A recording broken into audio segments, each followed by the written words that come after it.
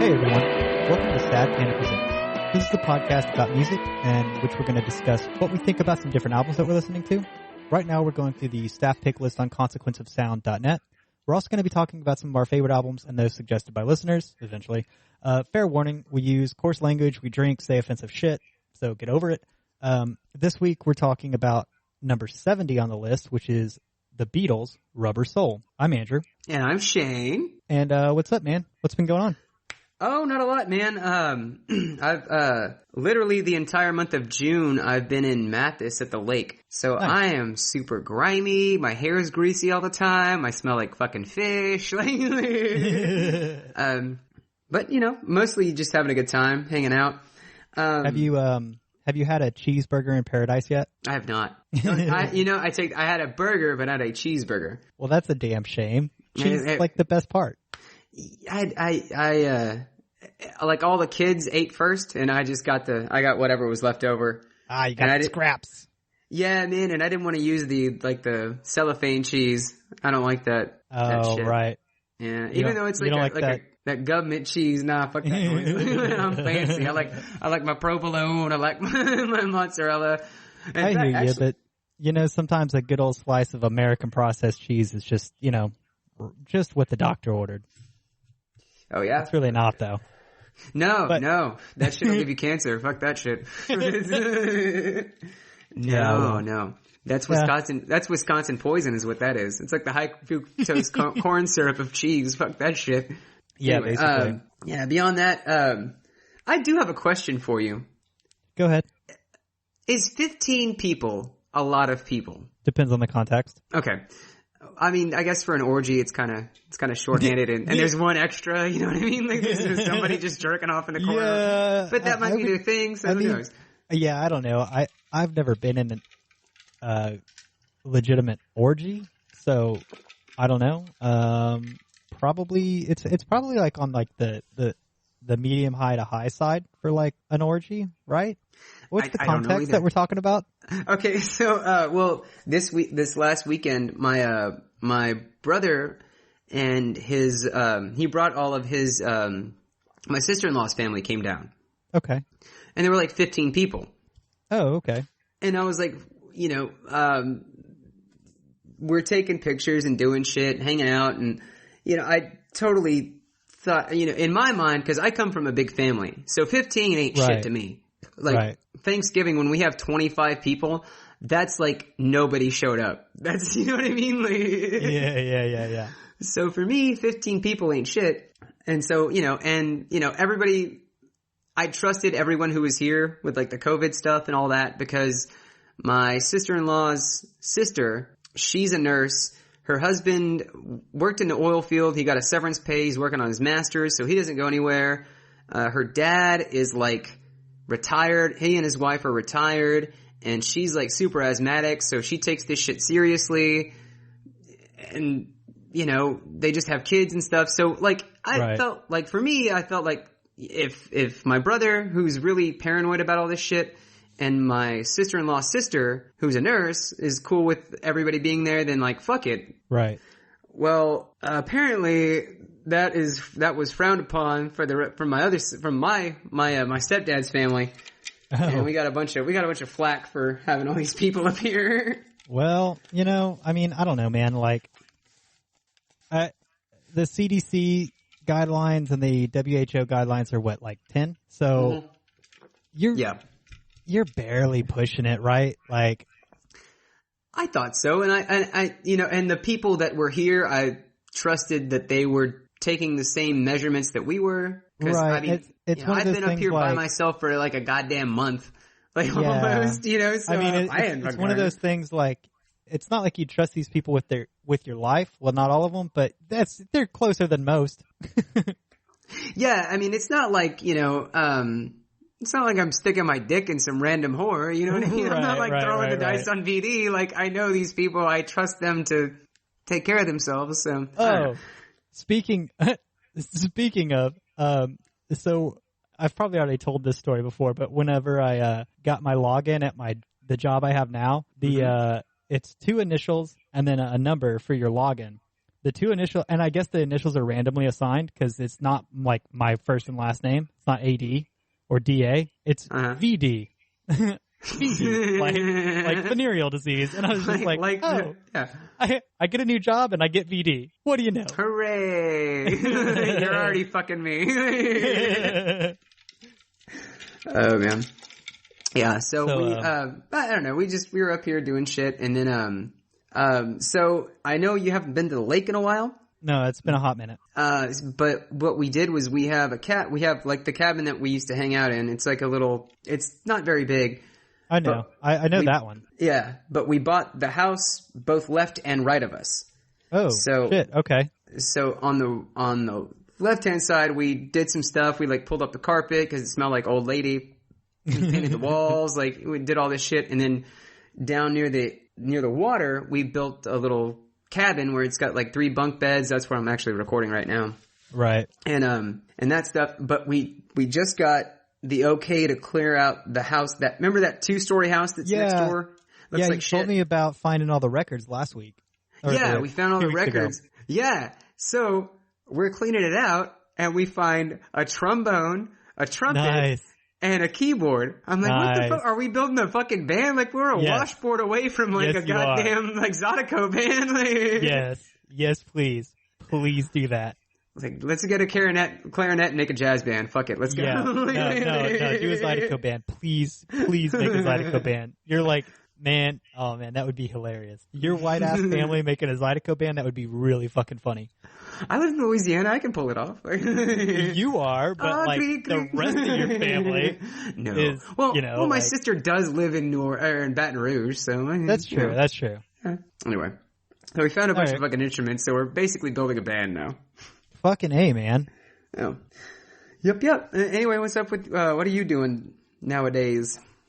Just work. And like shit's busy, and that's good. That's a good thing. Like, I never unsubscribed from my company's career page, and so like over the past couple of weeks, I've gotten like just notification after notification in my regular email, like my personal, that we have all these openings. So we're hiring like a motherfucker. Anybody? Have you gotten calls from HR trying to hire you for a different job? No. I'm pretty sure they filter that shit out. But I did get to do a make your own 6-pack and buy some funky beer that I hadn't seen before. So I'm drinking a Founders Brewing, which is out of Michigan, I think. It's a Scotch style ale called Dirty Bastard. I guess it's like their take on Arrogant Bastard or something like that from Oh, okay. But dude, it's smooth. It's really good. For being like a super harsh Scotch style ale, which is not usually my go-to, it's pretty good. Like, it's very drinkable. I mean, I'm a couple beers in, so that eases the taste buds a bit, right? It makes it easier. But at the same time, I also picked up something, I don't remember the brewing company, but they made this rainbow sherbet beer, which is like a sour that's got like a bunch of different fruit flavors to imitate a rainbow sherbet, and it's also pretty good. So I might cleanse the palate with that later, but I don't know, man. My life's been mostly like fucking landscaping and work, like nothing super exciting. I'm getting close on a guitar I'm building, but other than that, like nothing's really super exciting. So, you know. I know. Well, fun, cool. We caught a bunch of fish recently, man. We caught, I think in like a week we filled a gallon bag just full of fucking catfish meat. Oh, the other day, so I don't like to use a fishing pole. I don't know why. I think it's just my ADD, or I just get annoyed. Yeah, but, you said something about liking to use a cast net, right? Yeah, I do. I use I like to use a cast net. So the other night, it was midnight on Father's Day. Okay. And like, we're all out here, drinking, and we have a fire and we're fucking around. And, my sister-in-law's sister, her stepson and I are out there and he's fishing, and I was like, yeah, fuck it, I'm gonna throw the cast net and see what happens. Right. So I've thrown it a couple times, and I throw it out and I catch, it had to be about a 15 to 18 pound Gasper-goo, which is basically a freshwater drum. Okay. I reel that thing in, and everybody freaks out. I was like, all right, and I'm done. You fuckers cut this up, I'm done. I had enough of this shit. Yeah. So we had to, her son Caden, he cut it up, and the thing is, they're like super scaly, so they're like super like plated, like they have scales that are real hard, kind of like a gar. Like Okay. they're real tough. And he used a knife, and him and Sammy are just like, at one point I was like, dude, just get the chainsaw and just cut this fucker. Yeah. So they're just like going to town and shit. Oh yeah, and it was cool, but it was cool. It was neat. Well, you got to figure up there, y'all probably have like at least one or two scaling knives, right? Nah, we got a bunch of fillet. No. Well, we have a bunch of fillet. We have like 4 or 5 fillet knives. But man, to get through that scale, like you gotta want. Yeah, you need like a fucking potato peeler for that shit. Almost, but like a industrial grade one. I don't know. Yeah, that's why I said, man, just fucking get. That's what I said. Just get the fucking chainsaw or sawzall that's what, like, or something. Scaling knives remind me of. They remind me of like fucking big ass like hat. I don't know, like a mix between a potato peeler and like a hook knife or something. You know what I mean? Yeah. Yeah. Unless I'm just thinking of something totally different, which is, I don't know. I never know what the fuck I'm talking about. See, I'm usually talking out of my ass, so what do you do, right? Yeah, what you can do. Anyway, so earlier today, while I was listening to this album, I was making notes and kind of going through it all. I'm sitting on the porch and I'm, listening, and I'm looking up lyrics and kind of going through everything. And I'm sitting and I look outside, and on the pier, I see a bird land on the pier. It's like, what the fuck? And at first I thought it was like a Cooper's hawk, which is kind of like a rony, kind of ruddy, reddish color. Okay. I was like, holy shit, I've never seen it, but it was really big. Yeah. Damn, I've never seen a hawk.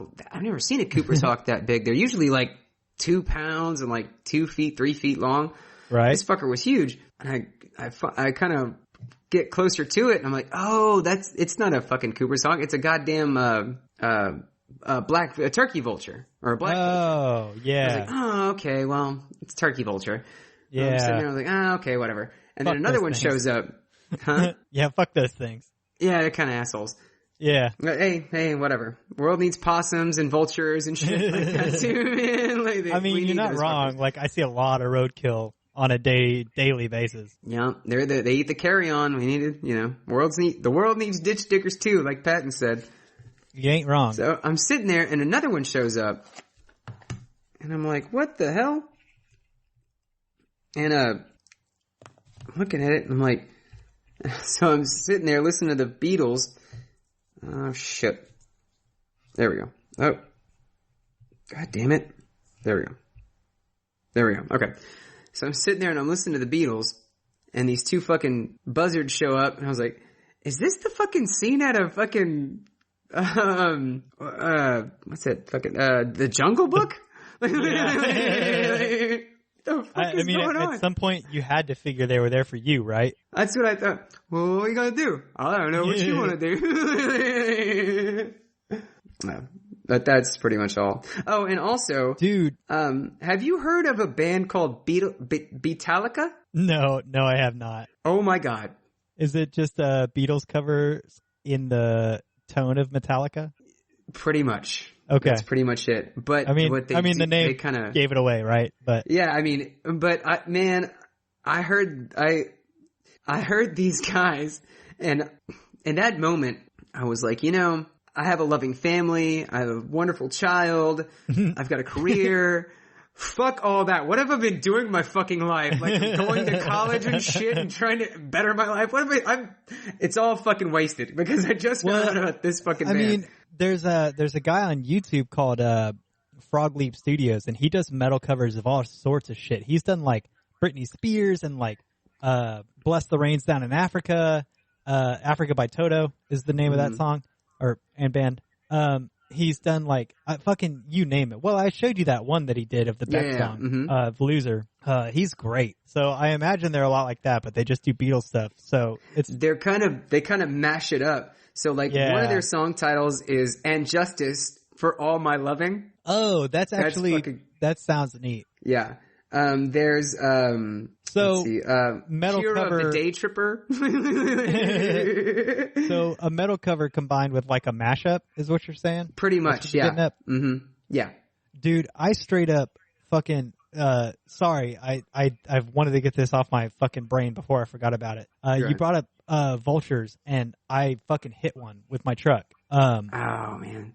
Oh no, it was fine. It hit the mirror, so it just folded the mirror in, and I just pulled over, pushed the mirror out. It was fine. But I nailed that fucker. It was still alive. Like I looked in my rearview mirror, I pulled over, pushed my mirror out, and looked in my rearview mirror, and it was like, yeah, it was in a daze, like you said, and like limping off the road, and then it just, did whatever vultures do, limping off the road. I don't fucking know. But yeah, I hit that fucker with my mirror, because like, you're driving in these back roads in Texas, and like you come across roadkill and there's 3 or 4 vultures and they take off, and this one took off way too late. And like just fucking nailed him. Just pop. You know what fucking one you hit? You hit that fucking, the one from the Looney Tunes, the fucking, my mama done told me bring something for dinner. Yeah. No. You hit fucking Baby Buzzard. Yeah, absolutely did. Sorry, your story of buzzards got me on that, and I wanted to get that. You're good. I wanted to get that out because it was a fun story for me. And those turkey vultures. Don't get me wrong, like I like animals. I got a couple dogs, but fuck turkey vultures. Like they're garbage animals anyway. Like you said, we need them, but they're always in the way. Yeah, for sure. But another thing on that Beatallica, I've got, man, they're so fucking good. They have so fucking clever song titles. One of them is Everyone Has a Ticket to Ride Except for Me and My Lightning. Okay. One of theirs is All You Need Is Blood. Nice. Fucking, I mean, check them out. They're pretty goddamn, that's pretty fucking cool. Yeah. They're fun. They do, in fact, they do a song actually on the album we're covering, Rubber Soul. They do Michelle. Michelle, but it's in this tune of For Whom the Bell Tolls, because nice. Michelle, my bell. Okay. I was like, that is fucking layers on layers of clever. I feel like that would, I kind of feel like that would make the song better, but we'll get into that later. Okay. Speaking of, I mean, I know it's not on brand with what we're talking about today, but I sent you a message a few days ago about the potato dude. thing? What? The potato thing? No. About an artist that I found called Fantastic Negrito. Oh yeah. Did you check them? They are, yes. Dude, that dude. Wacky. Oh, dude. Okay, so like I was driving home from Alpine, and I just had like my Spotify Discover Weekly on, and that dude came on, and I don't remember what song it was, but it was one of his real bluesy songs, because that's, of course it is. And dude, but I loved it, and I was just like, dude, I'm gonna look this artist up, and I listened to him like the rest of the way home. I had like an hour and a half left, and I was like, nope, this is the rest of my drive. I'd already listened to the Rubber Soul album, and I was like, okay, that was fine, whatever. Dude, it's like funk, soul, and blues, like all just mashed into a amalgamation of amazing. Yeah, it's very, very different, but I really, really liked it. I was gonna say, I forgot you mentioned, you sent that to me. Yeah, I listened to it the other night.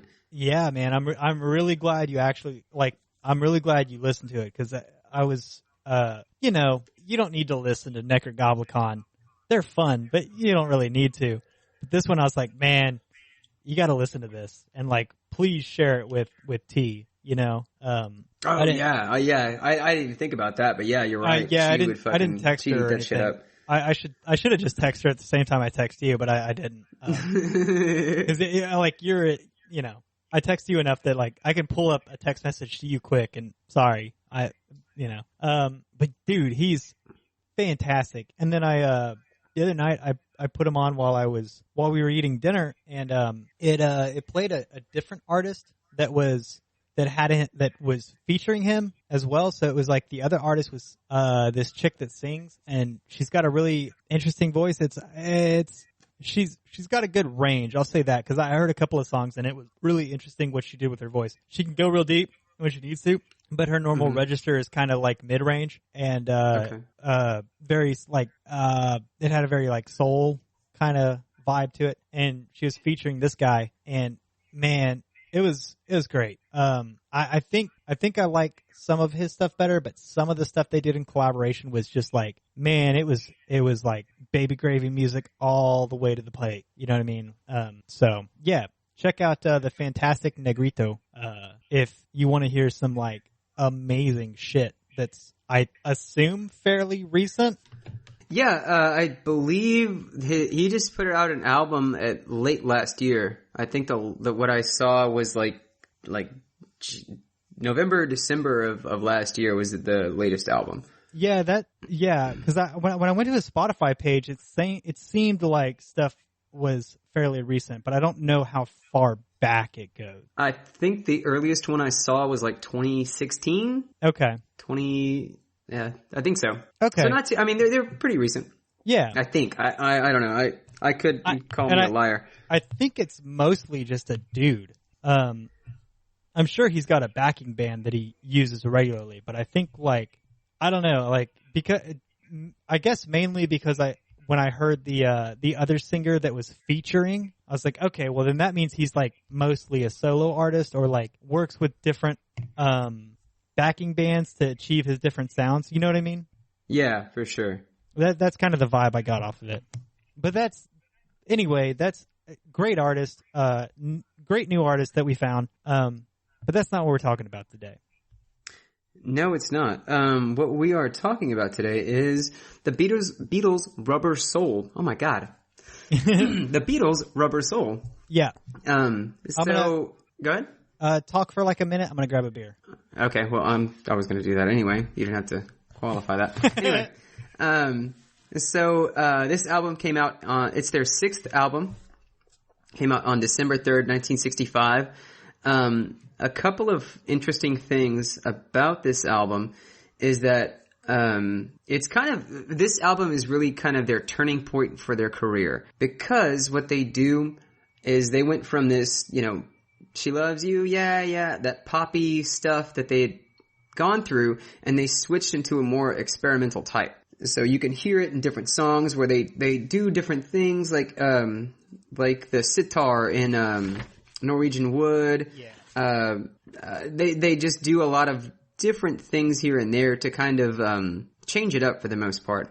And you can honestly, what you can really tell how it's different is by their cover, the album cover. Yeah. Because if you look at it, go ahead. Go ahead. No, go. I'm not going to talk about the album cover. Yeah, if you look at it, it's skewed. It's not like them. It's like the picture of the 4 of the guys, but it looks off. And what happened was they went to a photo shoot to do the album cover, and the guy who was the photographer, he set up like a projector to show them the film, like the little, the pictures that he took, and on he had it on a piece of cardboard that he was projecting it on, and what had happened is that cardboard fell backward, and so it just happened to have that picture, and it looked backward, so it gives it that slanted look. And right there, they were like, "Yes, can you put that on an album?" He's like, "Yeah." It's like, "That's exactly what we want." Yeah, and I feel good. Well, to make it easy to understand, like it looks like the cameraman is at like waist height, about 5 feet away, looking up at him. It's kind of like almost a Dutch angle. Yeah. You know what I mean? It's almost like a Dutch angle, but it's sloped to where at the high point, it's smaller than the low point. Yeah. Like the top is smaller in dimension than the bottom point. Right. It's a weird perspective shift, like when you fucking in art class and you draw like a center point on a piece of paper and all the buildings like go to that center point. It's kind of like that, but it's also like they took it at hip level. For sure. So it's not quite, it's off kilter a little bit. Yeah. For sure. Yeah, it's all fucked up. Yeah, that, and also, if you'll notice, I didn't know if you noticed, but on their album cover, it doesn't have the name of the band. Oh yeah, you're not wrong. It just says Rubber Soul. Yeah, I'm staring at it. At that point, they, this is their 6th album, and this is the height. They're at fucking, Beatle level Beatles. Yeah, this is about the height of Beatlemania. This is also, it's past that. Well, it's also just like 60s boy toy rock, like all over both the U.S. and the U.K. and probably globally, but we don't care about the rest of the world unless we want to invade them, right? But anyway, what it really is, this is kind of the turning point from, that rock and like folksy stuff where it's turning to more the 60s flower power kind of shit. Yeah. It's kind of that crux. They do. They do. They start the shift here. I wouldn't say the shift is complete though, cause like there's some experimental stuff, but there's a lot of paint by numbers here. Yeah, and, for sure. But they're dipping their toes into it to get into the more, like when you get into like Revolver or later albums from them, this is where that creativity into being more experimental comes from. Yeah, it's I guess like the beginning. I guess sort of like the success of this album allowed them to do those other albums. So I can see why it's a big deal. I wouldn't say the success. I think it's just they got tired of doing that stuff and they wanted to be more creative. Yeah, and this is how they did that. But at the same time, like if this album had totally flopped, which it didn't, if this album had totally flopped, their producers wouldn't have let them do Sgt. Pepper. I don't think so. I highly disagree. I think they were at the point where they can do whatever the fuck they wanted because they were the Beatles. Yeah. Yeah, and people will eat that shit up. I guess they've been around 5 years at this point, so you're probably right about that. Yeah, I mean they're at the point where they can do no wrong. Fucking hand over fist, you know what I mean? Yeah, they can probably. Yeah, they're at the point where they can really do no wrong anyway. They're only a few years from breaking up. So. You know what I mean? Where he just does whatever the fuck he wants to do now. I guess you're right, but I feel like. Again, had this album been a flop, okay, maybe not. Maybe it's not the producers wouldn't have wanted to do it, but maybe they would have lost inspiration. But this was absolutely not a flop, so it didn't really. No. My point is moot, regardless. Yeah, but for the most part, this is where they start to get experimental, and that's fun. And it's funny because Brian Wilson from the Beach Boys, he listened to this album. He's like, holy shit, I love this fucking album. And that inspired him to make Pet Sounds. Yeah. Which inspired the Beatles to make Sgt. Pepper. Right. Yeah. Okay, so there's well, I'll just get right into it. The first song on this album is Drive My Car, which is just a blatant Beach Boys ripoff. Is it? Oh, dude. Okay, so the Beach Boys and the Beatles started their bands right around the same time. Beach Boys in America, the Beatles in the UK, right? And they got popular right about the same time. Beach Boys in America, Beatles in the UK. And so I feel like the Beatles, heard all of the Beach Boys car-inspired, love-inspired songs and cars and girls, sex, cars, and rock and roll. Negative.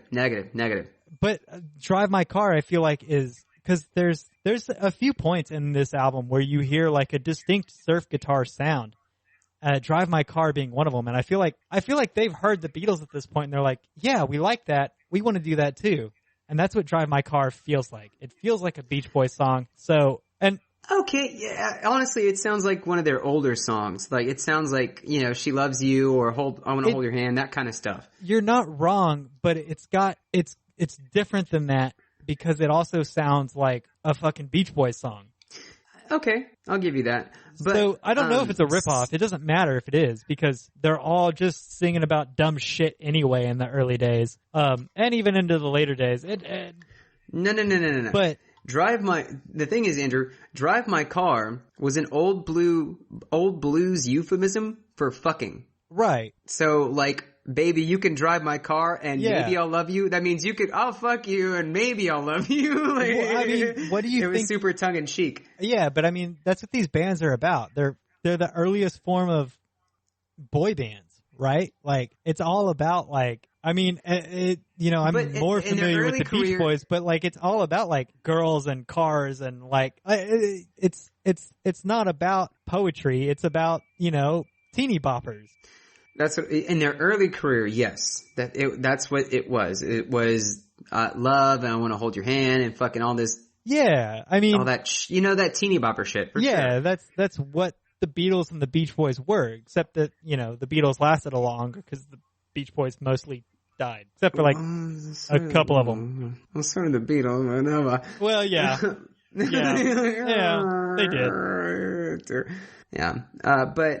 did. So Drive My Car, yeah. And then also, I love the line that, where she says, I want to be famous, a star on the screen, but you can do something in between. But you can do something in between. Yeah. That's like, well, we can fuck it while you're trying to do that.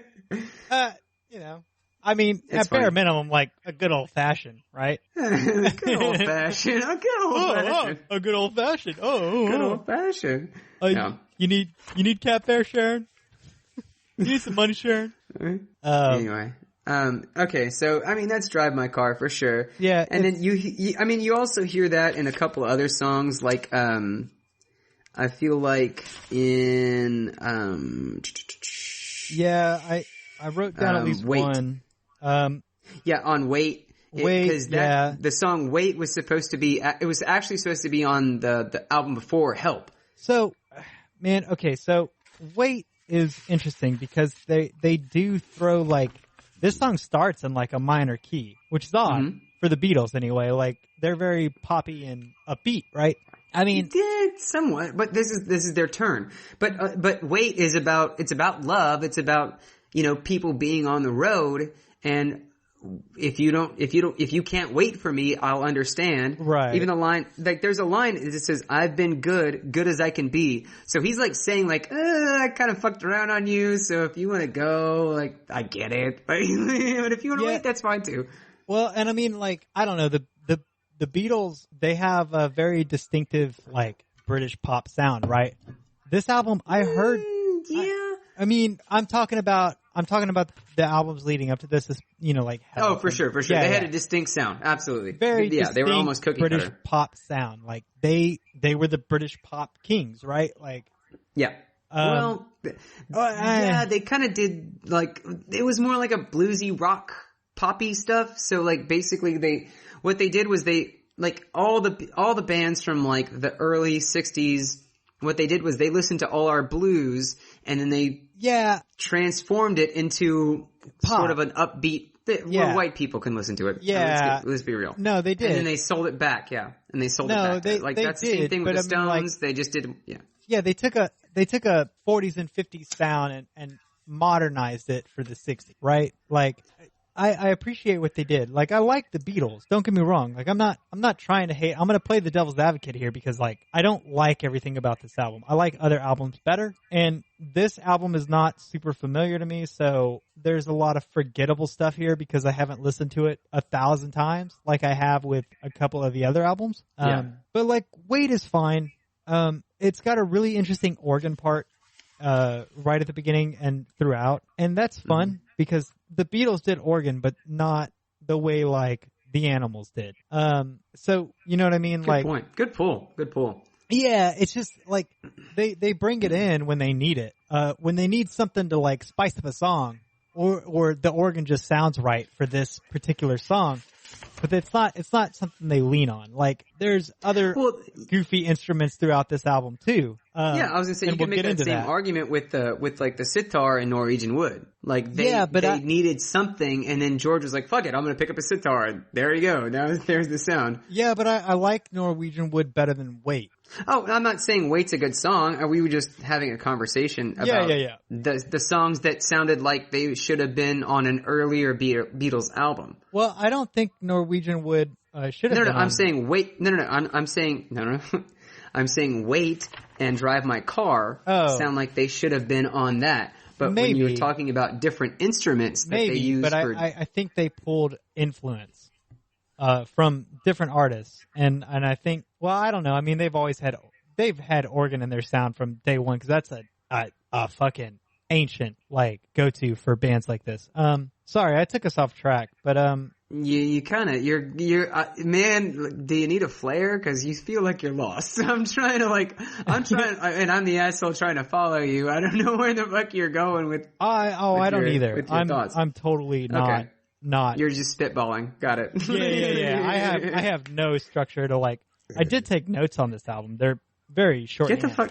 But look at you. Look at you. Oh, they were. I took them all today in like 40 minutes. Because that's about how long this album is. Spoilers. Yeah, and honestly, that's speaking of how short this album is. It's weird to me that the longest song is "You Won't See Me" and it's 3 minutes and 20 seconds. Every other song is about 2 minutes 40 seconds. Yeah, it's about 2 minutes long.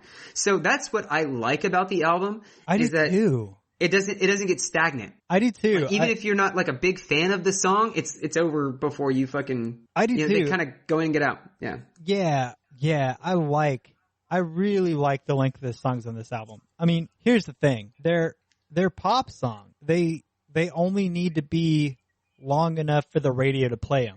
Mm-hmm. So they are. Yeah. And I think that's a real positive on this one, but which you don't see later in their albums, because then you get into Revolver and Sgt. Pepper, where they have long, sweeping, epic songs and things like that. Yeah. I mean, really, like A Day in the Life is like what, 10 minutes, like 8, 6, 7 minutes long. Unnecessarily, but yeah. No, but I mean, it goes. It's operatic. It has movements, and like you go through the whole thing, but there's a reason they do those things. But right, I like that they're trying different things here, and they just make it short and sweet to where it doesn't get stagnant. Yeah, and you don't get like, oh my fucking god, would you fucking finish? Like, especially like for instance, like in the John Lennon album that we did. Yeah, there are a number of songs like, dude, could you fucking tighten this up like a fucking minute or 5? Like, super stagnant. Yeah, you're not wrong. Like, I get you fucking want to do a thing, but just hurry the fuck up. God no, I do appreciate that. Like, don't get me wrong. Spoiler alert, this is a mediocre album for me. Because I don't know, like, there's a lot here, but there's not a lot memorable here. It's just, it's how many songs of the Backstreet Boys do you know? How many songs on this album? More than I care to admit. Right. But like, you don't know full albums, and like, that's where I feel like this album lands. Like, I'm gonna remember a couple of these songs, but I'm not gonna remember the full album.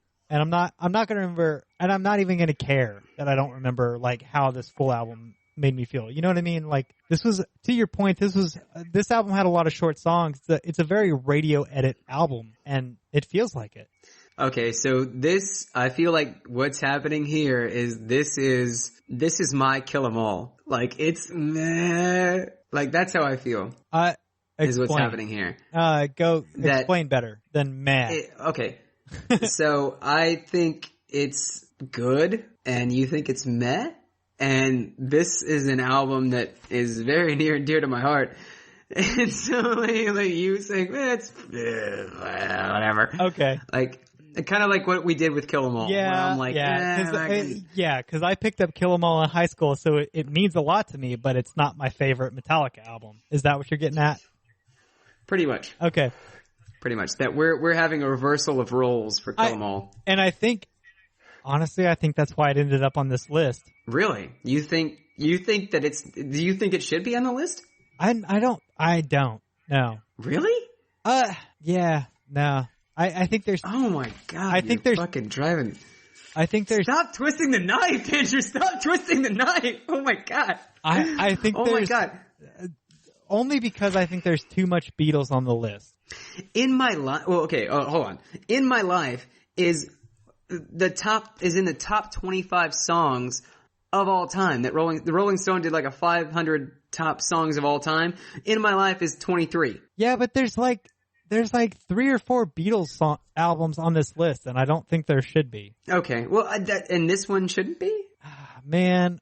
Beatles did a lot for music, dude. Like, they did a lot of shit. They did, but... So did, like, Pink Floyd. Like... Yeah. They did a lot of shit for music, and you gotta respect it. You're not wrong. Yeah. I mean... I don't know. We'll get there when we get there, but... Anyway, so I brought up Beatalica. I'm glad that we made this distinction between Metallica and the Beatles. So Beatalica is our fucking bridge. Like, this is where we fucking meet in the middle. You're not wrong. I'm gonna listen to that after we get off of this, and I'm gonna find a happy medium where, like, you know. Oh, also, my favorite fucking song from Metallica, it's Cthulhu. He's So Heavy. Okay. That is all the things that I love in this world. I love the song Cthulhu from Metallica. She's So Heavy is a fucking great song from the Beatles, and I fucking adore Call of Cthulhu and Arkham and all that. Yeah, I love all that horror I know. shit. Oh my fucking god. That's a perfect storm of Shane. Like, yeah. if my life was a song, that would be it. Yeah. Yeah. Anyway. Well, anyway, so we were talking about, oh, go ahead. Well, we've been talking about a lot of things, but I don't know. All right, since this is a staple album for you, let's get this out of the way. Let's get this out of the way first. Top 3? No. What are your lowlights? I want to end with better shit. So why? But what are your lowlights? And then tell me why this album is a staple in your life, other than you've been listening to it forever. Okay, I think the lowlights is I hate to fucking do this because it's such a fucking tropey thing. But What Goes On?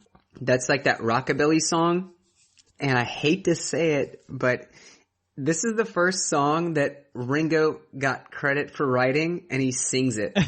Okay. Like, I hate to fucking be that guy. Cause okay. I don't want to fucking be that because Ringo is he's not my bottom fucking, Beatle, but, I just don't like that song. So I want to comment on this because not being familiar with this album, like I'm more familiar with like the White Album and Help and whatever, right? Like, yeah. Not being super familiar with this album, that song missed my top 3 by like a couple of spots. Like, it's right in the middle of the album for me. Yeah, it's like a number 4 or 5. Yeah. So to hear you say it's one of your lowlights is pretty funny. Yeah. And shows about where we're aligned, I think. Yeah, we're a different poles on this album. Maybe not, but I think that's funny because I did think it had this like strange country vibe to it, and it brought. Yeah, it's like a rockabilly song. Yeah, and normally I'm not all for that with like rock bands, but for the Beatles, I don't know why, but for the Beatles, that sound works for me. Okay. Because they do it in a couple of other albums with a couple of other songs, and I'm having a hard time thinking of off the top of my head what they are. But like, I think the song structure that they prefer lends itself well to that style. Because like I'm thinking of like 8 Days a Week, which is not a country style song at all, but it lends itself well to that style of the 2-chord, 3-chord, easy to manipulate, which is most of their songs, but I'm talking about style, I guess. So, regardless, I thought that was like top half of the album, and you think it's low light. So go on. What's the rest of your low light? Yeah. I only have like 1 or 2 more. I think I'm Looking Through You. Not really? Not one of my favorites. Yeah, I don't. It feels too. I don't know. It just feels. It's just a breakup song. Yeah. Mostly, and you normally like those. I do, but not for the Beatles. Like, hold on. It's not the best breakup song. There are some breakup songs in this motherfucker. Oh, there's a few. One of them is fucking Twisted. Yeah. But no, I'm Looking Through You for sure. It's kind of meh for me. Okay. But again, that's what I like about these 2-3 minute songs is like, I don't have to sit there for fucking 18 minutes listening to fucking all this bullshit. So basically it's, Paul wrote it because he's breaking up with a girl, and he claims that he wrote it because he felt like his muse has changed. Okay. And that kind of leads into the idea of the album that they're doing something different because they want to change their style and be different. Okay. So like that he wrote a song about feeling that way about, that kind of shit. Sure. And then Wait. I don't like Wait. Okay. Well, I don't like Wait. All right. Well, I wrote Meh next to about 3 songs. Okay. In my life. What I didn't care. In my life? Are you fucking kidding me? Yeah, I didn't care. Oh my god. Okay. It's a slow song. It has an interesting harpsichord solo, which was really cool. But outside of that, was their producer. Like the day they had to like, that was like what's funny is that their producer had to come in and do it the day like they had to wrap up. Like, yeah, that's the like we had to wrap up. Like, it felt super out of place, and it was a lot of fun. But the rest of the song, I just don't care about. The next one I wrote next to is If I Needed. If I Need Someone? Yeah, If I Need Someone. Yeah, that's actually, that's one of the two songs that George actually wrote. Which is and he wrote that disappointing to me. Huh? I didn't know that until you said it. And it's disappointing to me because I like George Harrison a lot. George is my favorite. Yeah, George is my favorite Beatle. Hands down. I've said it a million times, I'll say it again. That's disappointing because I don't care for that song. He's just getting his feet wet. Also, he wrote that song to his who was going to be his wife, Patty Boyd. He wrote that while they were dating, and then they got married they got engaged in December and then married in January of this year. So the year that the album came out. So I think I'm gonna go ahead and say 4 because I mean, Drive My Car I thought was a Beach Boys ripoff or inspired by or whatever the fuck you want to call it because the Beach Boys did the same thing. Yeah. And then the last one is Word. The Word. The Word. Okay, The Word. I don't like it. I just don't like it. That's fine. That's fine. That's fine. It's probably I'm not going to say anything else. I just don't like it. Okay. Well, it's kind of their first endeavor into the idea of love. That love is the most important thing in life. I don't know that love is the most important thing in life? No. I don't know that it's their first endeavor into that. It is. I don't know about that. They've got like a few albums before this where they talk pop songs about love. Like, I don't know about that. No. Not like romantic love, like a global love. Like, I love you, but I don't want to fuck. I mean, but like we love each other. Fine. Like love for like people and humanity and like what the Christians say, like love thy neighbor, that kind of shit. Like that's what they're talking about. Is that this? I mean, seriously, what the Christians say. And anyway. You smell of elderberries. You know what? It's funny you bring that up because in we were hanging up curtains. Yeah. In the new house. And Potter was drilling it up. And he's like, look at this. I was like, oh, one day this will all be yours. What, the curtains? No, not the curtains. He lost his fucking mind. Anyway, I forgot where we were at. Oh, you were saying dumb shit and it made my head numb. Yeah. Yeah. And we're back. So, okay. I don't know. Do you have any more lowlights?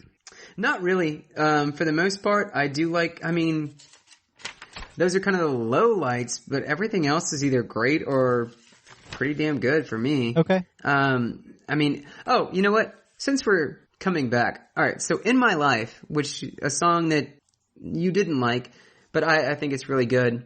I like the idea of looking back at nostalgia and how like things change. And so John Lennon wrote this song because a reporter asked him to write a song about his like childhood. And so he wrote about like, you know, friends that are no longer with us. Like, he had a friend, Pete Shotton, Stuart, Sutcliffe, who was their first bass player, and he died of an aneurysm in like 62. Okay. And he thought about his mom and his Uncle George and things like that, like, cause he was raised by his aunt and uncle. Okay. But, like, and they were all gone, so he kind of wrote that song, just about them and about, you know, kind of reflecting on the past and that kind of stuff. But, when I was doing research, I found out that it was number 23 of the top 100 of Rolling Stone's all-time best songs. Okay.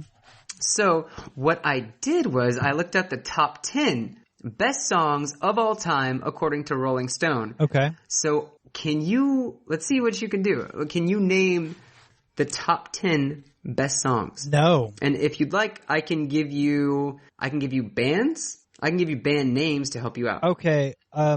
So, let's see. Top 10 songs. Do you want me to give you like do you want to do like one by one or yeah, one by one. Let's do one by one. Okay.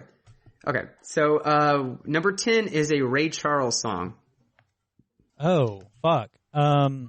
Here's me trying to think of a Ray Charles song. I don't know. I'm sorry. I've had a couple too many and I don't know. Okay. That would be What I Say. What I Say, that makes sense. What I Say. Yeah, that makes sense. This one is not like all the others. Number 9's a Nirvana song. Oh. The most popular Nirvana song you can think of. Oh man, I don't know. What's the most popular Nirvana song? Man, you caught me in a bad way. Okay, cool. All right, so number 9 is Smells Like Teen Spirit. Oh, duh. Okay. Yeah. Number 8 is Hey Jude. Yeah. Number 7 is Johnny Be Good by Chuck Berry. Oh, all right. Yeah. Number 6 is Good Vibrations by the Beach Boys. Makes sense. Yeah. Number 5 is Respect by Aretha Franklin. Oh, okay. Yeah. You know what I found out? Otis Redding wrote that song. Okay. I didn't know that. I wouldn't have thought, but yeah, okay. I did, right? Like, that threw me for a loop. I was like, Otis wrote this song? Holy shit. All right, give me the next band. Anyway. Sorry, give me the next band. Next band, artist is Marvin Gaye. Oh, let's get it on. Close. Okay. What's Going On? Oh, fine. What's going on? All right, this one, number 3 is a song that we've covered by John Lennon. Oh, Imagine, I guess? Imagine. Yeah, Imagine. fuck that. Yeah, that's what I thought. Number 2 is by the Rolling Stones. Oh shit. Well, I mean, my favorite Rolling Stones is like Paint It Black, but I assume that's not the right answer. It's number 2 in my heart, but not on the list. Right. Earlier than that. Just tell me. Satisfaction. Duh. Okay. Yeah. And number 1 is a Bob Dylan song. Oh, Rolling Stone? Yep, that's it. That's number one on number one song of all time is Like a Rolling Stone. That's Rolling Stone. Oh, of course it is. Of course, Rolling Stone's number one song is Rolling Stone. Of course it is. Yeah. Fuck. No. Yeah, fuck well, that by list. Bob Dylan, but still. Yeah, that's what I thought too. I was like, okay, so you got Ray Charles, Chuck Berry, the Beatles, Aretha Franklin, Marvin Gaye, John Lennon, the Stones, Bob Dylan, and Nirvana? What the fuck? One of these things is not like I the guess. other. I don't know. I mean, Rolling Stone does it on like charts, right? So. No, I think it's best songs written of all time. But isn't Rolling Stone like the publication that does it based on charts? I don't know. I don't think it's by chart number. I think it's by what their editors, kind of what the Consequences Sound did. It's by their editor choice. I guess you're right, because Michael Jackson's not on that list, and he's a chart topper like again and again and again and again and again and again and again. Yeah. So, because if you did that, then like Whitney Houston for fucking the would be on there. Fucking Elvis and like, would definitely be up there. Yeah, and Michael Jackson would be on there with like Thriller or fucking Beat It or fucking name a Michael Jackson I think song. It'd be Thriller. Yeah. I think it'd be Thriller for sure. Anyway, that was a it wasn't, weird rabbit hole that I went down. I can't even put together thoughts anymore. Yeah. But it is what it is. Anywho, I want to talk about a couple of songs. Okay. We talked about Ringo. This is the first album that Ringo actually had a writer's credit. Sure. But George had two different songs on here. We talked about one of them. Which one is it? No. If I Need Someone. Yeah. And he also wrote, Think for Yourself. Oh, okay. Yeah. So it's that one where he's like, think for yourself, all that kind of shit. Think for Yourself, I thought was interesting. They had a bass sax, throughout, which was a lot of fun. For sure. The song itself is interesting. Not one of my favorites, but like that stuck out to me. Just having like the bass done by a fucking saxophone. Cause this is the 60s, and that's, I mean, I'm sure it's done in a lot of jazz bands and a lot of blues bands, but it's not really done in pop. So it was refreshing, and let's put a pin in that, because there is another song that I want to talk about that does something different. Okay, go ahead. About that. But no. I want to finish up our conversation about this song anyway. But, okay. So. But also, so George, this is a George song, and this was one of the only songs that they did it in one session. Okay. So they did it, and then what they did was they they added the that fuse boxy sound on the guitar, and they added like the marimbas and the tambourine and stuff like that. Okay. And George, they were asking George about like what was the inspiration for this song. He says, and to quote him, he says, "I don't recall who inspired that tune. Probably the government. I don't know." That's such a George thing to say. I don't know. I fucking love George Harrison. He's hands down my favorite Beatle. Yeah, I mean, but also, okay, go ahead. No. I don't have anything. Yeah, he's hands down my favorite fucking Beatle. Yeah, I'm too drunk to make comprehensive arguments anyway. Yeah. Hold on. There was also one where there's a song. I can't remember which one it is. My life. The word, not Michelle, goes on. Oh, girl. There it is. Okay, so, no, shit. Well, damn it. There's a song in here that they use a heavy bass. And I can't remember what song it was, but it's... I don't know, man. I can't help you. I don't remember, like, super heavy bass on anything. I know. I can't... Give me 1 second. Doggone it. I mean, we can just straight go into our top threes if you want. Okay. I just want to hit a couple of things. I kind of want to talk about every song, but I don't want to... well, let's talk about... I want to talk about something that's... some songs that aren't on my top three. Okay. Oh, here it is. You Won't See Me. That's the one. Yeah. It was like that Motown-y song, and they had that melodic bass line. Yeah. That hasn't been used. That it hadn't really been used at the time. I guess. And they quote somebody, but that melodic bass that they use for You Won't See Me. And that's about the same relationship that the other one Paul wrote about, an actress or whatever. But so it's a mess song for me. Something you see in like early Beatles, and I think carries into this album, is they're very formulaic. They have a verse and a chorus and a verse and a chorus and a bridge and a verse and a chorus. And You Won't See Me kind of struck me as that, as well as several of the songs on this album, because like you said, this is when they start to get experimental, but they still stick to their roots. Which is just like British pop, and I feel like it's, there's a lot of songs on here I feel like are formulaic. You won't see me as one. I'm not going to argue against that. I'm not going to argue against what you're saying, because you're right. They're dipping their toe, like they're in the shallow end of getting experimental. Yeah. But this is where they actually try it. You know what I mean? Like, right. Like when you eat sushi for the first time, you get like you don't jump into fucking the sashimi rolls and shit like that. Yeah, where, you kind of just like, I'll take the one with California like cucumber roll and avocado. Yeah, I'll take California roll. Yeah, exactly. Yeah. So you're trying it, but you're not really just diving in. So they're doing that, but of course later they progress into, the White Album, Revolver, and Sgt. Pepper, where they get really fucking crazy. But this is like that turning point where they actually start doing that. So I feel like they're shifting away. And so for me, that's why a lot of this album is, I know you like this, I know this is nostalgic for you, but that's why for me a lot of this album is kind of forgettable. It's very formulaic, and then they think outside of the box here and there. And that's not to say some of their formulaic songs aren't good, because they are, but it brings the album down for me, and that's why I don't have a problem with it, but it just doesn't elevate it to the level of fucking Metallica and Led Zeppelin.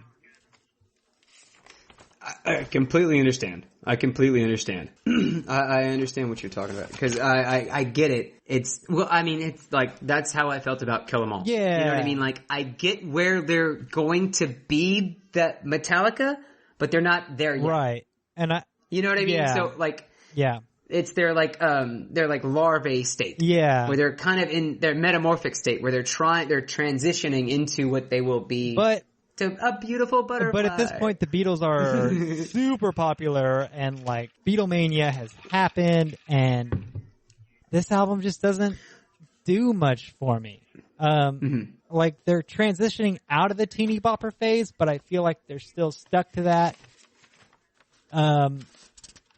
Because of reasons. And those reasons are, it's popular, they're popular, they're still gonna make a hit album. They're not totally divorced from, appealing to the masses yet. And that probably makes me sound like a hipster, and I don't care because fuck it. Well, yes and no. I think that they've already appealed to the masses, and now they want to do something different. Yeah, but they're still there. So many of these songs are still teeny bopper. You gotta, the thing is, you gotta think, this is the first time they've tried different things. Does that make sense? I guess it does. Man, you gotta think, this is like, you gotta put your head where they're at in like the 60s. Like, nobody had fucking music like this. Yeah. Like, who fucking puts a sitar in a goddamn song outside of Cat Stevens? Yeah, I guess you're right, but you know what I mean? Like, they're especially the biggest fucking band in the world. Yeah, you're not wrong. It just, I'm at this point, I guess I was raised on Beatles that was beyond this, career-wise. So for me, this, looking back on this and going, this is still part of where they came from. And while I can appreciate it, it doesn't do a lot for me. I completely understand, because there is a real like division bell. The Beatles, I feel like they have one of the most interesting histories. They do, because you can. Well, I think fan wise, that too. You can tell people. You can look at people if you ask people like, what are your favorite Beatles songs? If they go pre-Help, they like the doo-woppy fucking early shit. If you like the later Beatles, you're in the fucking hippy-dippy, smoking pot, doing acid shit. Yeah, you know what I mean? Like, so like, I don't know, some of my Beatles upbringing was the White Album. So for me, it's like Eleanor Rigby and like 8 Days a Week. You know what I mean? Like, those are top tier for me. And 8 Days a Week. 8 Days a Week was early. Oh, I thought it came out later. But regardless, like, no. I was going to say, but even 8 Days a Week is super poppy, and I love it. Like, there are certain, like, little poppy songs that they have that I fucking love. Well, that's like, I Want to Hold Your Hand, 8 Days a Week, Hard Day's Night. Those are early Beatles. I didn't realize 8 Days a Week was so early, because I'm not, let's be real, I'm not that familiar with the Beatles discography. You're not, I know you're not you're not a Beatles But guy. I love 8 Days a Week, but I also love, like, Eleanor Rigby, and great song. It is. It really is. Rocky Raccoon. I fucking love Rocky Raccoon. Yeah, like 100% yes. And it's like, or Day in the Life, or fucking Piggy, whatever the fuck, or Mr. Was it Being the Benefit for Mr. Kite? Like all these weird shit, this weird shit that they do later. Yeah. You know what I mean? Where they get really fucking off the wall. Right. But like, let me put it to you this way. I used to work at Young's. Right. For our listeners, I hate to say it, it's a competitive pizza place. Andrew's it is. Family. But it's mostly well known as a sandwich place. It's called Young's Pizza, but their pizza sucks. So don't eat the fucking don't pizza. Eat the pizza, but sandwiches. They have it's a sandwich staple in our hometown. Like, this is the place where you get the best sandwich on the planet for the people that live in Kingsville. It's Schlotzsky's of Kingsville. Right. It's like Schlotzsky's. Yeah, they fucking do bomb ass sandwiches. Except it's better. Go ahead. Like, don't get me wrong. Yeah. It competes with my parents' restaurant, but they do what they do the best. For sure. They nail it. The Texacali, the Euros, the fucking all their shit is fucking that bomb. shit's bomb.com, and like nobody can tell anybody that's ever lived in Kingsville different, because go try it, really. Just fly down to Corpus, drive an hour to Kingsville, go eat a Texacali and fucking and tell me it's not one of the best sandwiches you've ever had. No, it's fucking worth it. Worth it. I guarantee it's worth that $800 fucking plane ticket. Anywho, I worked there, and I worked during around Christmas time, and we had like a Secret Santa, and Scott, the owner.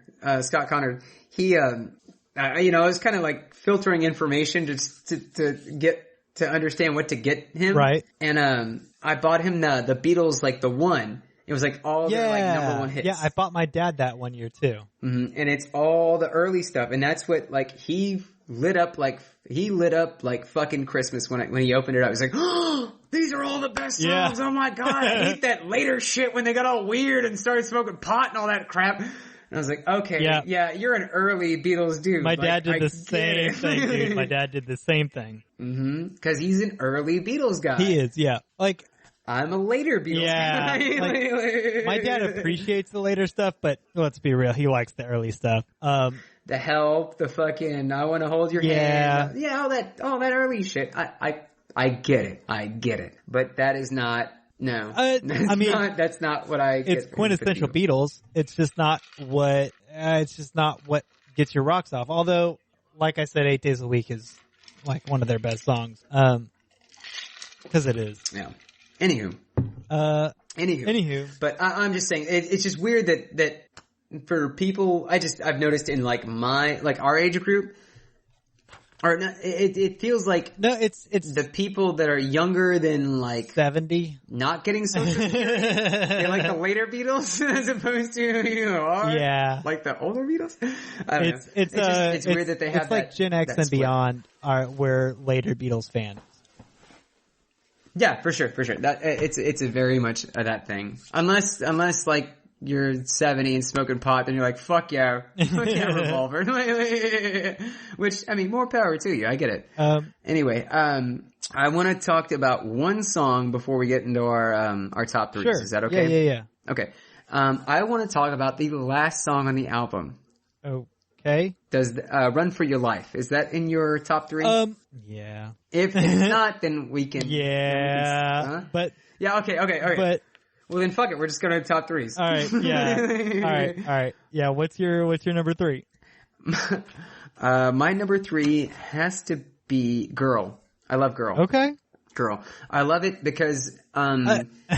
The idea is that, he's talking about a girl, but it's not a person. It's an idea. Sort of like what we heard in like I Miss You in Bjork. Yeah.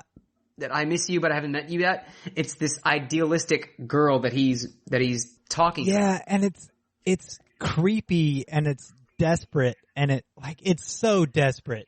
Dude, this song. It's because it's longing for that true romantic love. That's the whole idea, is that he wants a girl that is this ideal person. Yeah. Does that make sense? No. Like he's lonely, totally but he does. wants that person. It totally does. Mm-hmm. And it's got this super like desperate vibe about it. And like, I don't even know what to say about the music because I didn't write anything about the music because the lyrics, like, honestly, the lyrics take over this song, which is the Beatles. Yeah. That in a nutshell, that is the Beatles. You don't care about the Beatles music. You don't. You care about the lyrics because that's where they have most of their power. Don't get me wrong, like their music is good. Some songs it's good enough, and occasionally it's great. But you care more about the poetry that is the Beatles, right? Like, I mean, for me, yes. I mean, for me, for sure. The vast like, majority of people, yeah. Mm-hmm. I get that. I mean, well, for this album for sure, because later it gets weird and all that shit. So there's a lot of texture there. Yeah. But for this one, it's that idealistic, that pining for something that's unreachable or unattainable. Right. Which I really enjoy. Also, fun fucking story about this one. When they do that dit, where everybody's doing that little like doo-wop-y thing in the background. Okay, yeah. What they're actually saying is tit, tit, tit, oh, tit, really? tit. Yes. That's fun. And so what they always what the Beatles like to do is they like to sneak in some stuff that like the censors wouldn't catch. So they're saying tit, tit, tit, tit, tit, That's tit. fun. So while they're recording it, their producer asked him like, "Hey, are y'all saying dit?" They're like, "Yeah, it's dit." He's like, "Oh, because it sounds like tit." Like, no, we're saying dit, dit, dit, dit, dit, dit. And they totally weren't. Right. So like, no, we're saying dit, dit, dit, dit, dit. And they fucking like we left the room and we were laughing our fucking asses. He fucking sold out. Yeah. So I like that song for two reasons. A, I love the song, the idea, and all also, that. And fuck the also, censors. they're saying tit the whole fucking time. They say tit for like 30 seconds. I get it. Fucking awesome. Fucking chef kiss. That's fucking perfect. No, that definitely elevates it to at least another tier, right? Yeah. I mean, fucking higher echelon for sure. Yeah. All right. So what is your number 3? Oh man, it's one of your not great songs. It's "I'm Looking Through You." Really? Yeah, man. Okay. What do you like? It's a fun song. The chorus and the bridge are super fun. It's got this like acoustic rhythm with this like little electric lead bit that just kind of comes in and out. That's fun. That's Beatles. Well, not really. Beatles are mostly electric, but they throw an acoustic song in there occasionally, and this is one of them. Also, it's kind of a fuck you song. Cause I'm looking through you. You're not the same. Or you stayed the same or something like that. But whatever it is, it's kind of a fuck you song, and that was a lot of fun. And it's one of, I'm not super familiar with the Beatles, anthology. But it's one of the few times that you hear that like raspy voice of him just getting really fucking after it. And that's, kind of neat for this album, kind of unique for this album. And it stuck out to me in my brain, which is why I threw it in the top 3. Cause a lot of this album doesn't stick out to me, and this one does. Yeah, that's what, Paul does it in like, later, Why Don't We Do It in the Road? Right. Where he does that, why don't we do it in the road? Like where he gets real like, and it's okay, not like he's not super great at it, but he's not super bad at it. And this is like one of the first appearances of it. So it's fun, mostly because it's such a fun song, and it's also kind of a fuck you song. So that's fun too. Oh, it is. Yeah. Cause Paul was going through a breakup with a girl, Jane Asher. And she wanted to be an actress, and he was like super controlling, and they would always fight. And so he wrote that I'm Looking Through You, and he wrote a different song, You Won't See Me. Okay. Those two songs are about her, basically. Well, I thought it was fun. Yeah. Anyway. All right. What's your number 2? Right, so my number 2 is gotta be Norwegian Wood. Okay. I love Georgia. I love that they were playing this song. I love that, George just picked up a sitar to make it different. Yeah. This is a fucking diabolical fuck you breakup song. Yeah. It really is, Brett. It's all about revenge, right? Revenge? Yeah. Yeah. Basically, he comes over, she won't fuck him, so he burns her fucking house down. That's fucking wild. Dude. Verse 3 is, I was alone, the bird is flown. So I lit a fire. Isn't it good? Norwegian Wood? Oh, Norwegian Wood? Man, so good. So good. Yeah. It's so fucked up. And, John wrote this song because, he was having an affair with his wife, and he didn't want her to find out. So he kind of wrote it to get it out. But Paul was the one who said, why don't you just light the fucking fire at the end? I mean, good point. Fucking burn it down. Burn it down. Fucking, we're done. Tear it down. Anyway, that's my number 2. What about your number 2? My number 2 is, Run for Your Life. Also a John song about fucked up relationships. As we've gone through that before. It is the last song on the album, and it fucking hit me sideways.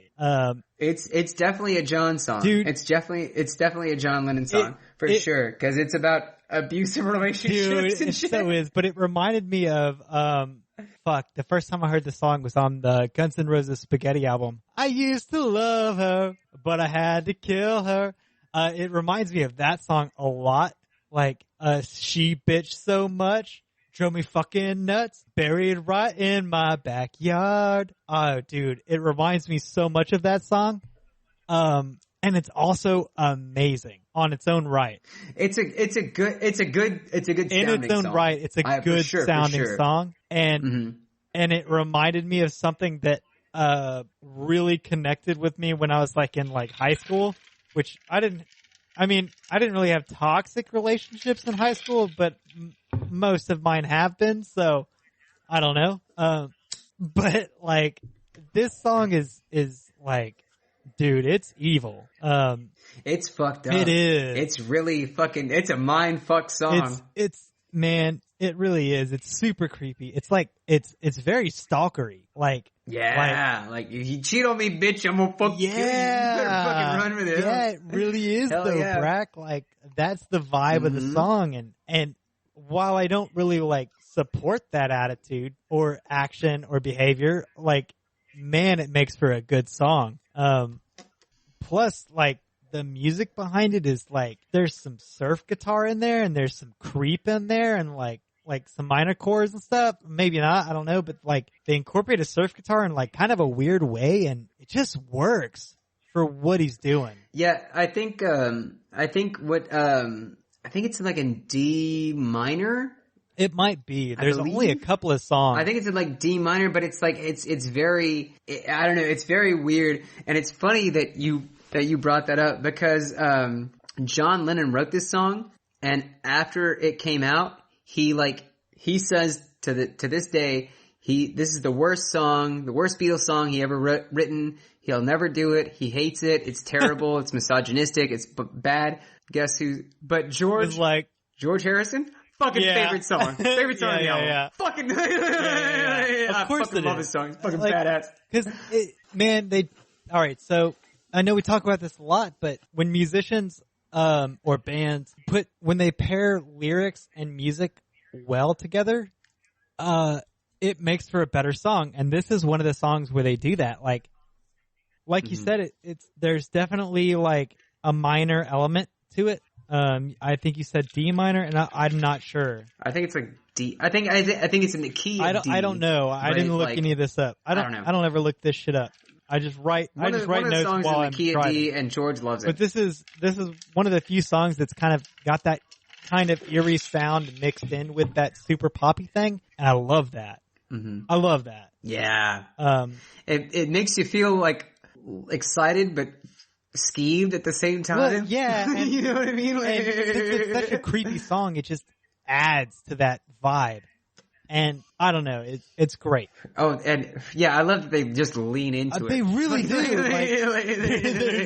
Dude, there's absolutely no shame in what they're talking about. They're like, yeah, I'm going to be a creep. I'm going to be proud of it. Like, you know what I mean? I'm gonna do it.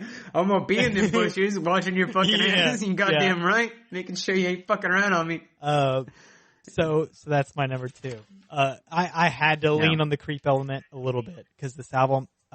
That's your MO, for sure. Well, it's not necessarily my. Nothing wrong with the rape because you're raped. It's shit. not necessarily my MO, maybe, but it's just this album is. You don't know. I'm sorry, but. I know you love it, but this album is fucking boring, and this song isn't. No. This that is a very and it's a weird way to end an album. It really is so Brack. It leaves you with a lot of questions. You know what I mean? Like, yeah, what? Yeah, it really is though, Brack. Oh. Hold on. Start that shit up. Like I think of people with like 8 tracks.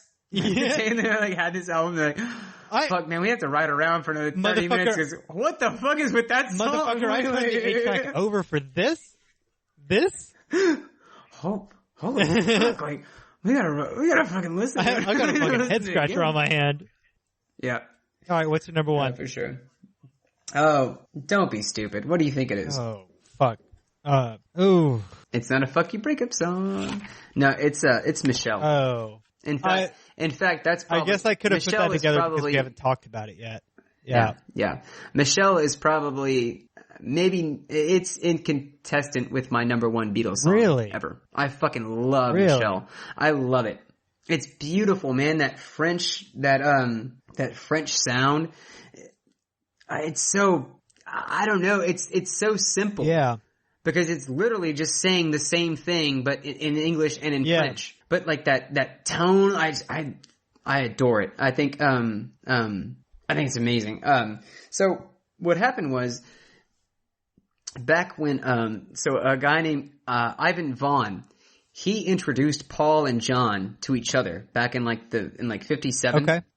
And so they would play song. They would go to Ivan's house to hang out and have parties, and Paul would just play this melody the Michelle melody, right? And like try to pick up chicks because I'm all Frenchy. Yeah.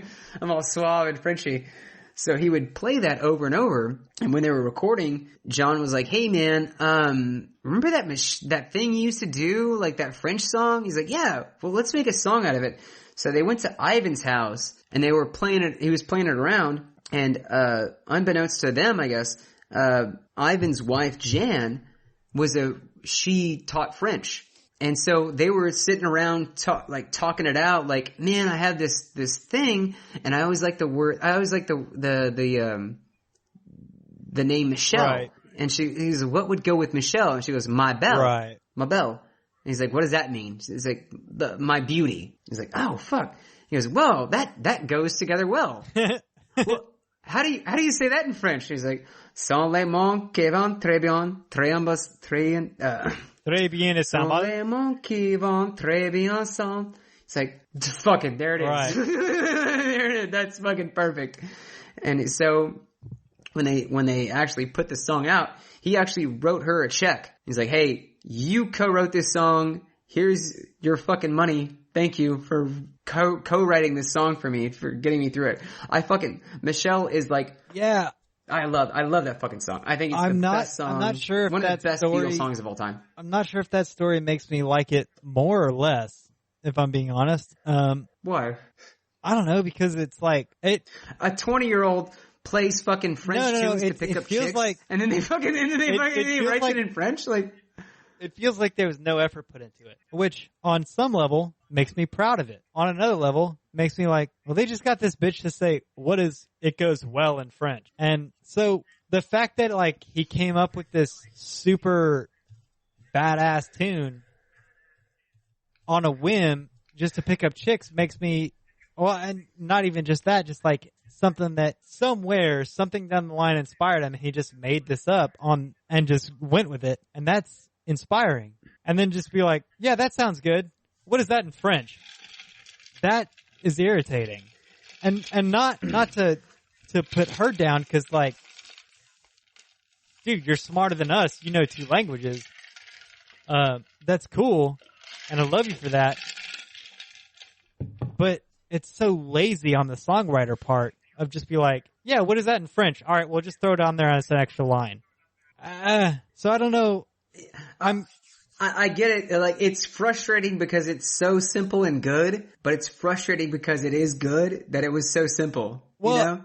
There's just like, there's different levels of simple and there's different levels of good, and some of them are frustrating and some of them aren't. And I don't know. For that, I don't know. This song is middle of the road for me. And I apologize for that, but yeah. I don't know.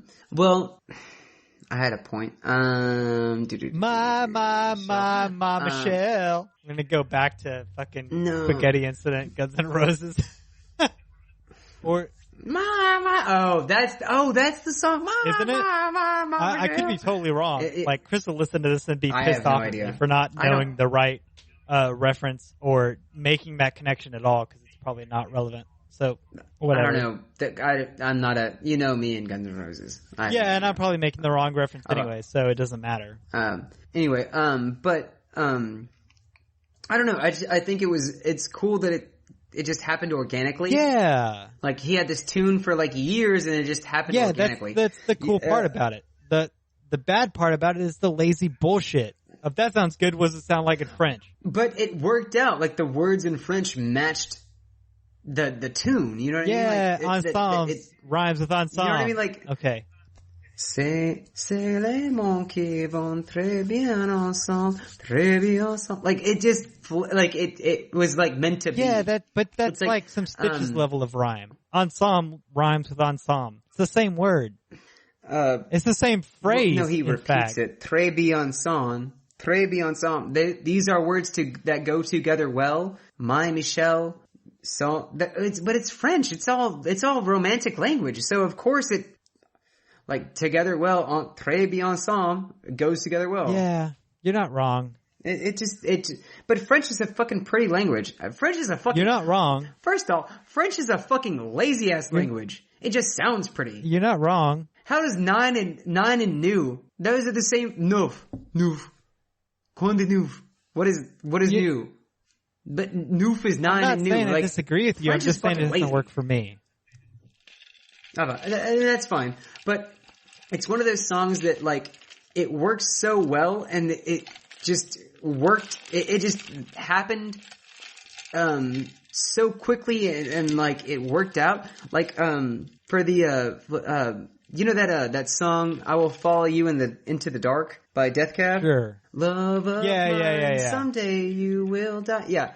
That song, that motherfucker wrote that song in like 10 minutes. Cool. Cause he had like a weird bardic inspiration. And it fucking kills me that like, you made like one of the most amazing songs I've heard. Like I cry when I hear this song and you just fucking, you made that song like before I could eat a sandwich? What the fuck? What the fuck is this? No, I'll never do that. Life isn't fair. That doesn't mean I have to like this song.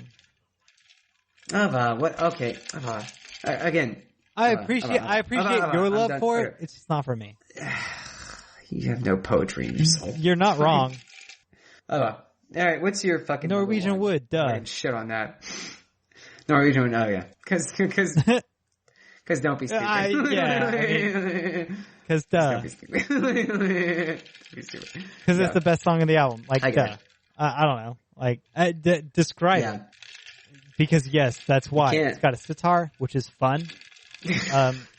And that's what George, like, this song sounds lame. Let's throw a sitar in there. No, I mean, that's probably what he did, but I mean, like. No, he really did. I mean, I'm not being, like, productive to your argument, but that's what he really did. He's like, this song sounds lame.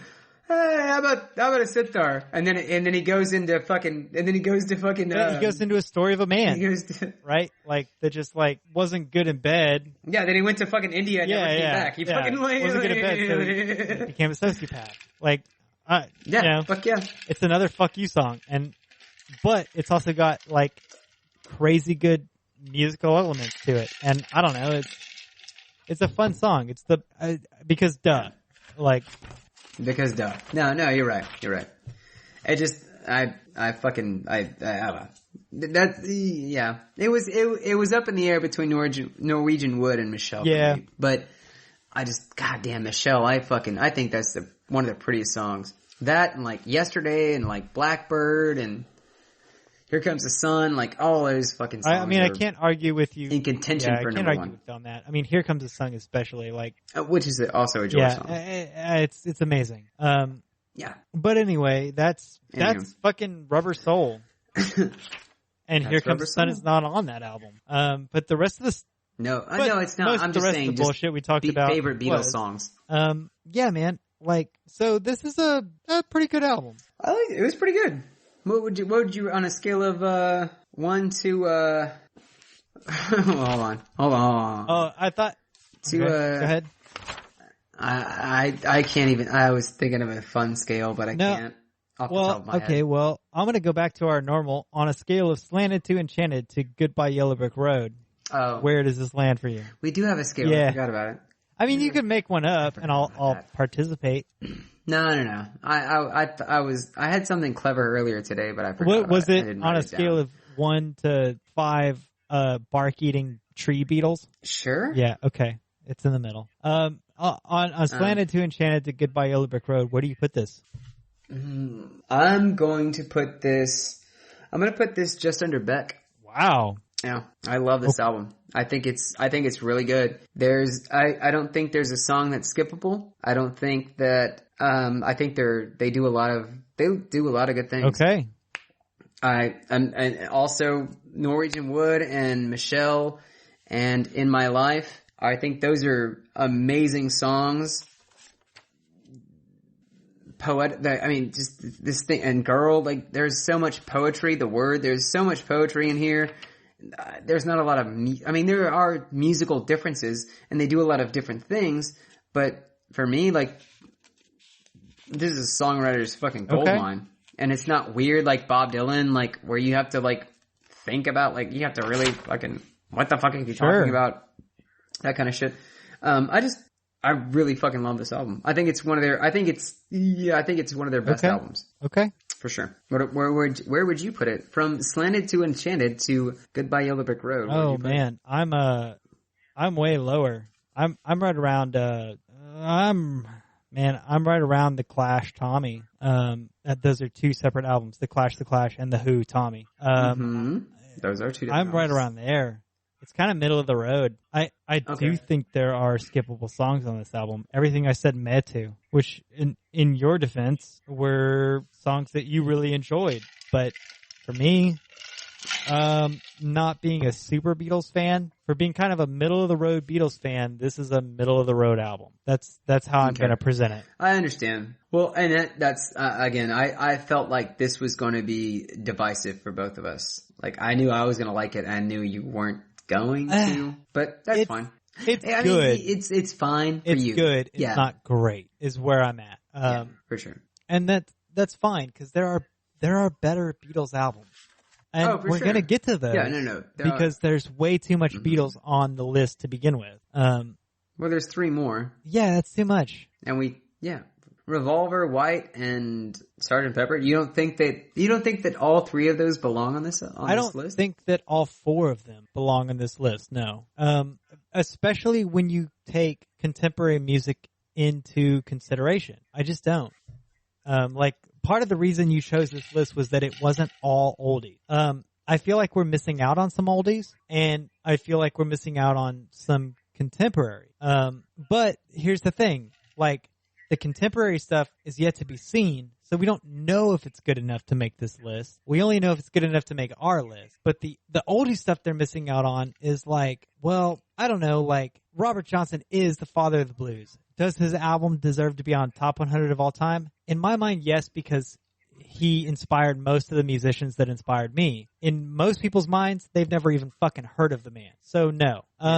But I don't know, man. Do the Beatles really need 4 albums on a top 100 list? I don't think so. Here's the thing. I think the Beatles were super influential. I don't think they were so influential that they deserve more albums than Michael Jackson, for instance. Michael Jackson has 3. The Beatles have how many? 4. I don't think the Beatles deserve more than Michael Jackson. And I'm more of a Beatles fan than I am a Michael Jackson fan. I mean, Off the Wall was way later. It was way. I'm just saying, if I had been the editor of this publication, I think I would have limited the article to 2 albums per artist. Just to give to be more fair to the rest of the music industry, because I think there's a lot that flies under the radar here. How many metal albums are on this list, but how many metal albums have inspired non-metal artists? Metallica's got 3. I think Metallica's got 3 too. Cut that shit down to 2 and throw. All. They have Ride the Lightning. Cut that shit down to 2 and throw a fucking Sabbath album on there. Sabbath's on there then fucking throw Pantera on there. You know what I'm saying? Or fucking Motorhead. Look, man, I understand, and again, this is all subjective. I get Beatlemania because there are no fucking country albums. Okay, yeah. Throw a George Strait album on there. Throw a Alan Jackson album on there. Throw a Hank Williams album on there. Throw. How about Willie Nelson, Chris Christopherson? Okay, yeah, exactly. Chris Christopherson's one of the best songwriters in the 70s and 80s. What I'm getting at is I think, and I get it. This is an editor's list, so none of these people are country people. I get it, not a problem, but it is a problem because this is super saturated with 4 fucking Beatles albums, and there's not Willie Nelson or Hank Williams or George Strait or Alan Jackson. Come on. Well, I'm sorry for picking. Well, okay. When I was looking through all these, I think top 100s or whatever, there wasn't any hip hop. I get that, and this one had. I get that, and I felt like that was underappreciated. I think you did a really good job picking this list. I'm just right there where, I think you did a really good job picking the least exclusive list possible, but it's still exclusive. Well, that's just life, isn't it? I'm not faulting you for it. I'm faulting the people that made it. Because like I said, I would rather do this than like the Billboard Top 100 because we're still going to get like 4 Michael Jackson albums on there. And fine, but it's not. You know what I mean? Look, man, like the same thing. Look, you have to pander to the masses because you have to. I mean, like Tyler and Dave talked about it in their top 100 list. They're on the Super Nintendo. They have to have something to grab your attention, especially like when I looked at the Rolling Stones top 10 songs. Why the fuck is Nirvana on a top 10 song in the fucking top 10 songs of all time? Get the fuck out of here. No, Bob Dylan's number 1? Get the I agree fuck with out. you. Like, I agree. Like, there's no reason for Imagine's number 3? I agree. Imagine? Yeah, Imagine's one of my least favorite Beatles songs. Like, no, it's John Lennon. Well, it is. But no, because Crippled Inside, your fucking favorite John Lennon song. I mean, you're not wrong, but like, yeah, you're right. It's ridiculous. That list is dumb. But, it's all subjective. And like you can make your own fucking list and people are going to talk shit. It is what it is, man. We're just going by what they're saying, like what they think. And this is why we're doing this. We're commenting on that being said, their thoughts. That being said, John Lennon might be the best person that's ever lived musically. You might want to edit that shit out. Well, you're going to wake up sober and listen to that. Between John Lennon and Queen, man, it's, I'm going to go ahead. Take that shovel. Dig that hole. Go on. It's fine. No, I'm probably very wrong about that. But there's a reason that he tops our list. John Lennon? Elton John. Oh my God. All right, I just realized my mistake. Oh, good Lord. Sorry. Elton John? Yeah. Elton John, yes. I completely agree. I'm pretty drunk. Yeah, I can tell. I was like, John Lennon? Get the fuck out of here. We shit all over that album. So Elton John, between Elton John and Queen. Between Elton John and Queen, I'm gonna say the band itself, Queen, because while I really appreciate Freddie Mercury, he's nothing without his band. That's a lie. He's an amazing voice without his band. But he didn't write all of the songs. He needed a lot of help. Elton John didn't need a lot of help. Between those two bands, artists, you have some of the best music in the world, period. And I know I'm an American saying that, but neither of those are an American band. That's fine. Like, you have to wave your fucking flag for me, bro. Like, don't get me wrong, like Zeppelin and Stevie Ray. Just because we're American, we don't have to fucking goddamn America. We're goddamn. No, it's not that. It's just like, I don't know, most of my top influences are not American, minus like Stevie Ray Vaughan. Yeah, he was a peacock.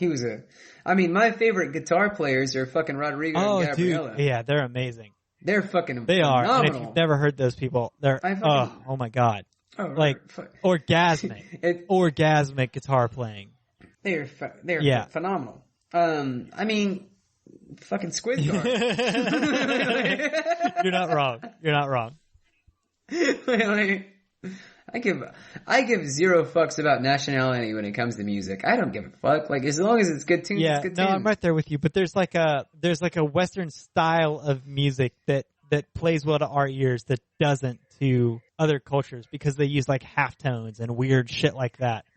Which I say weird shit like that because it's weird to us. It's not to them. But whatever. Don't get me wrong. My favorite artist is is Stevie Ray Vaughan because I'm from Texas and he's fucking because Texas first. Don't get it fucked up. I'm Texan before I'm there. Don't get it fucked up. ZZ Top, hell yes, well. Oh, Freddie dude, Mercury, ZZ Top Freddie tops Fender, out like fuck yeah. the band I've seen the most. Period. Right? Like, because I'm from Texas and they play in Texas all the time, and I've seen them like 6 times. And ZZ Top, do I have to say more? Listen to them; they're that good. Ghostland Observatory, what the fuck? Oh, the wildest fucking concert I've ever seen from Texas. But beyond that, I don't care where you're fucking from. Just make good music. Fucking, I love Bjork. Bjork's one of my favorite fucking Radiohead. Goddamn. England. Right. Bjork's from fucking Reykjavik. Anyway, you want to wrap this up?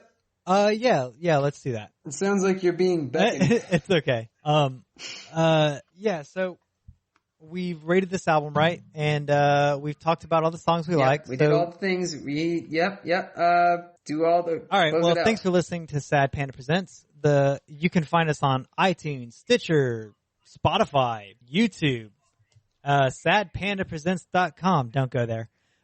You can also find us at facebook.com/sadpandapresentspodcast. I realize it's long, but if you're friends of us, then you'll find it. If you're not, fucking look it up and talk to us because we will talk back to you. That's one of the things that I actually have Facebook as my notifications is when I get a comment on Sad Panda. It might take me a while to get back and it might take Shayna a while to get back, but it's less than our normal Facebook. That was a really long tangent about nothing. Make a suggestion, tell us what you feel, leave us a fucking review, rate, review, subscribe, all of that bullshit. Hopefully I sound better than I have in the last fucking 80 episodes that we've done. Dog, like 50? No, we're 50 on the list, but we've done a lot more episodes than that. Anyway, be like Nate Glines and comment right back. Please tell us what you think, what you feel. Be like awesome ass. Yeah, Nate no, Glines. he's ridiculously cool. You're right. We're closer to about the 50 mark episode on episodes. I'm a fool. Anywho. Thanks for listening, everybody. This has been, thanks for listening. This has been Rubber Soul. Thanks for listening. We love you guys. Y'all have a good night. All right, thanks. Bye.